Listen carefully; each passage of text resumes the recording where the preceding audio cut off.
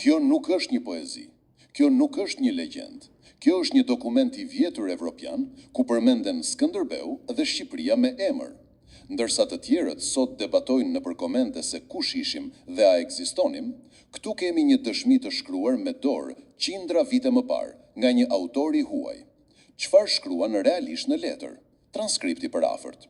Nga ajo që mund të lexohet më qartë, në krye qëndron: Come il signor Skanderbeg in Albania rupe e taglio a pezzi I turchi.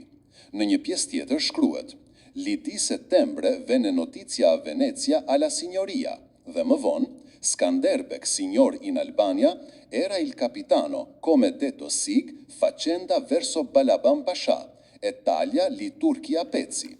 Disa fjalë ndërmjet janë të paqarta nga cilësia e fotografisë, por emrat Skanderbeg dhe Albania duken qartë.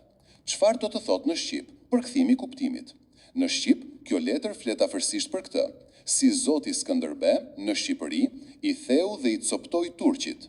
Në muajin shtator, lajmi mbërriti në Venedik tek Senati, se Skënderbeu, zotëri I Shqipërisë, ishte komandant dhe siç u tha, u përball me Balaban Pashën dhe I theu turqit. Kjo nuk është thjesht një përrall për Skënderbeun, është një lajm zyrtar që I shkon Venedikut, një prej fuqive më të mëdha të kohës. Kjo do të thotë, Shqipëria përmendej me emër, Skënderbeu përmendej si zoti I Shqipërisë, Europa ndiqte luftrat e tij dhe trimëria e shqiptarëve regjistrohej me dorë. Këto janë fakte të shkruara, jo ndjenja. Ju përshëndesim dhe miru pafshim nga Pelasgian Illyrian.